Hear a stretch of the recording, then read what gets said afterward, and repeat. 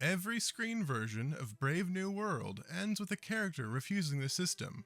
Aldous Huxley wrote a novel where almost nobody would. The 1980 NBC TV movie ends in defiance. So does the 1998 follow-up. The 2020 Peacock series ends in a kind of cleanup of the world state's machinery. Each of those endings represents a fundamental rewriting of the book they claim to adapt, because the citizens of Huxley's world state are enthusiastic participants in their own conditioning. They thank the system that produced them. They would refuse rescue if it were offered. That is the warning that has never reached the screen. Huxley wrote a dystopia that looks like a thriving society. Every adaptation has turned it into a dystopia that looks like a totalitarian state. The translation between those two has been required because the second one lets the audience walk out of the theater feeling clean. The first would have followed them home. The next 17 minutes are about why Huxley wrote a novel about voluntary compliance, why every adaptation has reframed it as imposed control, and why the difference between those two warnings has become the most important diagnostic of the world the book accidentally described. As we'll see, this 70-year-old warning describes a relationship with social media better than any modern tech critic could. Let's set the stage. There have been 3 major adaptations of Brave New World, and each one resolves the source material the same way. The 1980 NBC TV movie, directed by Bert Brinkerhoff, turns John into a tragic moral hero the world state has failed to absorb. The 1998 NBC adaptation, directed by Leslie Libman with Peter Gallard as Bernard and Leonard Nimoy as Mustafa Mond, softens the world state further and adds a romantic resolution the novel actively refuses. The cancelled 2020 Peacock series restructures the source material into a more conventional rebellion plot. Each of these productions made the same structural choice. The world state got reframed as an oppression. The citizens got reframed as people who could be reached, persuaded, and freed if only the right pressure were applied. The translations are necessary because the original is structurally illegible to a viewing audience that expects a film about dystopia to give them a character who'd rather die than continue. Open the book and read it as a novel rather than as the cautionary tale it became.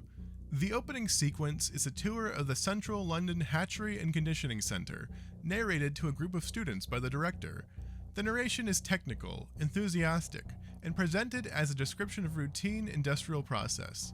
Embryos are bottled, casts are predetermined. The Bokanovsky process produces 96 identical workers from a single egg. The director presents all of this as the work of a successful civilization, and the prose itself takes no editorial position against him. The formal neutrality runs throughout the whole novel. Huxley does not condemn the world state from outside the text. The condemnation has to be assembled by the reader from the way the citizens move through their conditioned lives. The citizens are happy. This is a diagnostic detail nothing in the adaptations preserves. Lenina is happy. Henry Foster is happy, so is the director. Mustafa Mond is happy in the specific way of someone who has chosen power over personal pleasure for the sake of stability. The exceptions are vanishingly small. Bernard Barks is unhappy because of a possible alcohol contamination during his decanting that gave him the body of a smaller caste than his intellectual class. His unhappiness lives at the level of social embarrassment, with no real component of moral awakening. Helmholtz Watson is restless because he has surplus mental capacity, and his restlessness leads him towards poetry rather than rebellion. John the Savage is the novel's only character who would qualify as a recognizable protagonist by film standards, and the novel uses him with deliberate cruelty. John grew up reading Shakespeare on the Savage Reservation. He has a religious mother, an absent father, and the tradition of self-flagellation. He arrives in the world state with a moral vocabulary of pre-modern Europe wrapped around a body that has never met Soma. The novel positions him as the audience surrogate the reader expects to root for, then progressively reveals that John's reactions are themselves the products of a different conditioning, equally ill-fitted to the world he is now inside. The third act delivers the conversation between John and Mustafa Mond that is the novel's actual thesis. Mond explains the trade. The world state eliminated suffering by eliminating the conditions that produce art, religion, science at the higher levels, deep love, and meaning. Stability costs the species everything that had previously been considered valuable. Mond delivers this explanation calmly, as someone who's examined the trade and concluded that it is preferable to the alternative. He acknowledges that he himself read Shakespeare in private, and that he was almost exiled to Iceland as a young Alpha Plus for doing speculative science that the state could not absorb. He chose to become a controller. The choice is presented as informed and rational. John's response is to leave the world state for a lighthouse, attempt a solitary ascetic life, and end his existence as a tourist attraction surrounded by crowds of citizens, treating his self-flagellation as a kind of feelie they can watch live. The novel ends with his suicide. The crowds are not punished, the world state isn't weakened, the system continues without interruption. The closing image is the body of the man who refused the system, hanging in the lighthouse while the system goes about its day. That is the warning Huxley wrote. Every adaptation has either softened the suicide, redirected its meaning, or restructured the ending entirely so John's death produces some kind of social consequence the novel deliberately refuses to deliver. Cinema needs a protagonist the audience can identify with, and Huxley wrote a novel where no character qualifies for that role. Bernard is a social climber. Lenina is conditioned. Helmholtz is dilettantish. Mond functions as the antagonist by genre, but he is also the spokesman for the system by argument. John is psychologically unstable, religiously fanatical, and racist in a way the novel makes textually explicit. The audience is supposed to spend 2 hours with these people and come away understanding that the system they inhabit is the actual horror, even though the system is producing the contentment the citizens uniformly report. A film built on that premise has a structural problem. The medium tends to convert ambient horror into resolvable conflict, with a protagonist whose recognition of the horror functions as the path to dramatic resolution. Brave New World refuses the recognition step. The citizens do not realize what they have lost because they never had it to begin with. The conditioning is total. The contentment is real. The character who arrives with the moral vocabulary to name what is wrong commits suicide and changes nothing. Radford 1984 had John Hurt to anchor it. Brave New World had no equivalent. John the Savage cannot be played as a viewer surrogate without softening his actual religious and psychological position, and softening John makes the novel's thesis unrecoverable. Every adaptation has elected to soften him. He becomes a more legible rebel, more accessible morally, more palatable to a contemporary audience. The softening is what makes the film commercially viable, and it is also what reroutes the novel from a study of voluntary compliance into a film about oppression. If you're drawn to stories that challenge and inspire, subscribe and be part of the conversation. Let's return back to the cultural history of how the wrong reading became the dominant reading. For most of the 20th century, Brave New World was paired with 1984 as the two great dystopian novels of the era. The pairing produced an unintended effect. Orwell's novel is structurally about oppression.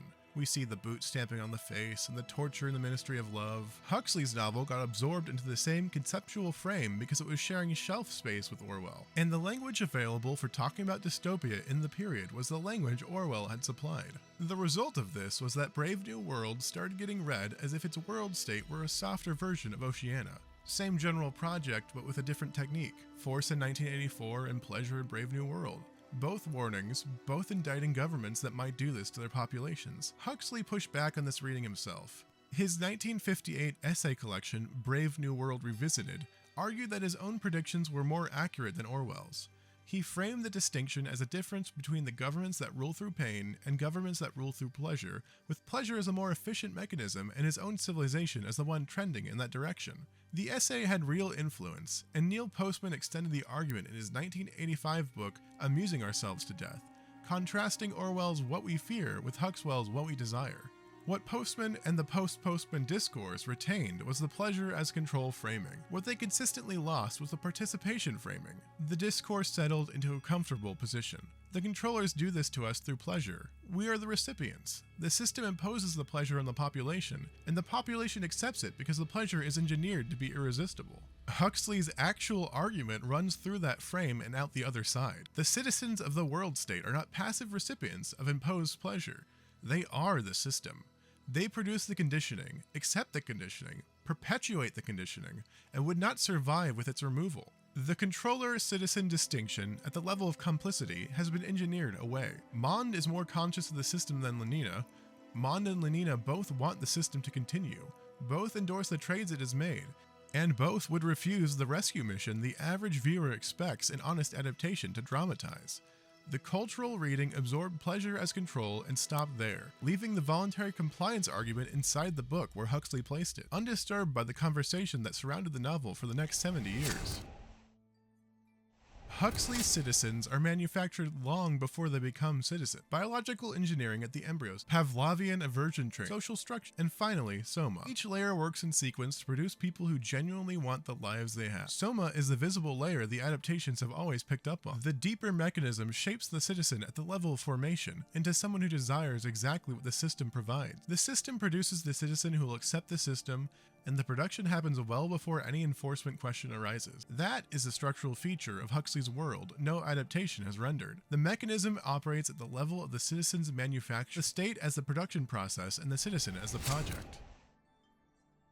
Imagine the adaptation that would render Huxley's actual argument on screen. The opening would put us inside the central London hatchery with no sinister production design. Clean light, cheerful staff, the director delivering his explanation of the Bokanovsky process the way a competent middle manager delivers a department orientation. We would have to assemble the horror ourselves from the 96 identical workers per embryo, oxygen deprivation cast assignment, and babies shocked into hating books and flowers. The middle would let the world state be appealing. We would sit with the recognition that these lives look, in many concrete ways, better than the lives most of us are currently living. Less anxiety, less social friction, less material deprivation. John would arrive as the disruption we are waiting for. The film will let us root for him in the first act. By the second act, the film would have to start delivering John as the novel delivers him. Religiously fanatical, misogynist, racist toward the world state citizens he encounters. Our identification with John would become uncomfortable in proportion to how clearly the film rendered him. The conversation with Mond would be the longest scene in the film. The trade. Stability for art,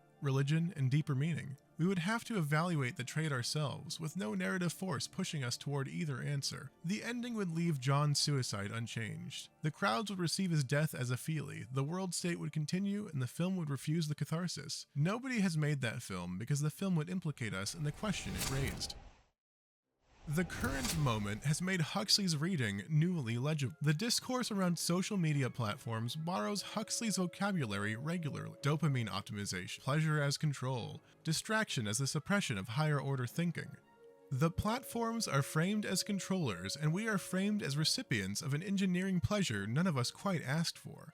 The infinite scroll on the major social platforms runs on the engagement patterns we have already demonstrated, and the system uses each interaction to refine the next delivery toward the exact shape of what we have shown the system we want. The participation Huxley was actually warning about gets left out of the discourse because it is uncomfortable to name. We are the system. The infinite feeds run on the engagement we provide. The behavioral patterns the platforms optimize for are the patterns we have demonstrated we want optimized. A platform that delivered less of what we want would lose us as users. The mechanism is mutual, with us reaching for the next pleasant input because we have been steadily reshaped into people who prefer the input to anything else. The pleasure as control framing gives us a clean position. The controllers do this to us. We're just the recipients. The platforms, those are the enemy. The voluntary compliance framing places us inside the mechanism. The platforms produce what we return for. We return because the platforms produce for what we return for.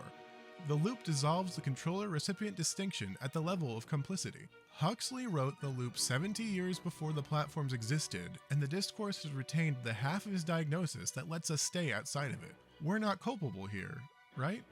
The other half of the diagnosis is the one the adaptations refuse to dramatize. The citizens are participants. The citizens want this. The controllers are downstream of the desire, not upstream of it. That is the warning the screen has consistently declined to deliver. The book gave us a population that would resist liberation on the grounds that liberation looks, from inside the conditioning, exactly like cruelty. The screen versions have given us a population that can be liberated. The film that returns the actual argument to the screen still has not been made. Until it is, every adaptation will continue to deliver a version of Huxley that is structurally smaller than the version he wrote, and the warning will continue to live inside the platforms we open after the credits roll. The work of reading him correctly has stayed where it always was. Inside the book, the adaptations keep trying to translate without ever quite finding the language to name what the citizens want. The adaptations have given us 70 years of warning about imposed control. Huxley was writing a different warning, though. The receipts on that warning come due in the present, and the platforms we open voluntarily, and the patterns of behavior we voluntarily perpetuate. The same argument runs through Orwell's 1984, a warning that adaptations have spent nearly 70 years getting wrong in a completely different way. If you want to see how the language version of this trap operates, that video is linked here. If you're drawn to stories that challenge and inspire, subscribe and be part of the conversation. Thanks for watching, and stay copacetic.